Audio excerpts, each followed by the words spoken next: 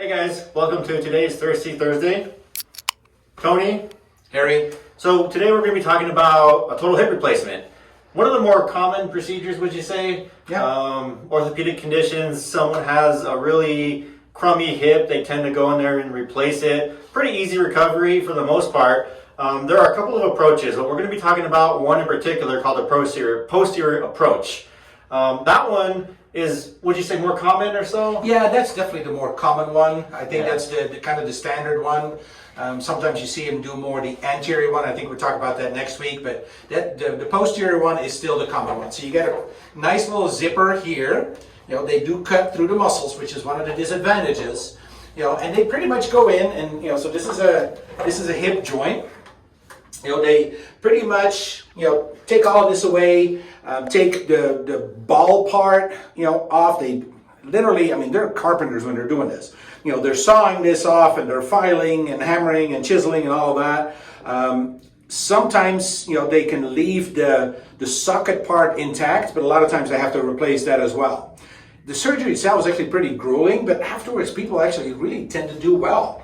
They pretty much, you're walking the next day for sure, but maybe even in the same day. And I've seen people, you know, get in the car and, you know, ride back home the same day or the next day. So the recovery isn't really all that bad. But there are a couple of things that you have to watch for, a couple of precautions, right? Yeah. So there are a couple of things you want to watch for, and they'll go over this in the hospital. They'll go over some rules for you, but just in general, some of the things you don't want to do is cross your hips significantly, right? So I can barely do this. You don't want to do this position, okay? Another thing you don't want to do, number two, is you don't want to turn your leg inwards. You don't want to turn your leg inwards like that. And then the other one, you don't want to crank on your hip like this, okay? These are just temporary precautions. Those are the three most important ones. There is an expiration date on some of those things where you can go back to doing some of these things, like tying your shoe a little bit after some healing has been completed. But for the most part, people do really well after having a total hip replacement. You know, people come in walking into the clinic. And with advances, definitely in surgical care, people are leaving the hospital that same day.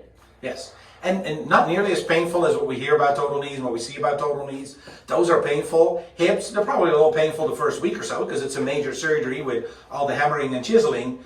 But really, you know, a couple of weeks after surgery, typically people are you know, pain-free or close to pain-free, and they're really pretty mobile. They can start walking immediately. They can start rehab if needed. Good thing about the rehab too, it's not all that complicated or hard to do. It's straightforward. Yep, you know, really it is. So total hip replacement, pretty easy surgery, relatively speaking, and definitely you know, a recovery that's kind of fun for us to do because we get people back on, you know, doing the normal things like playing golf and walking and hiking and all of that. Probably won't go back to putting the football pads on and running a seam route down, but it's okay.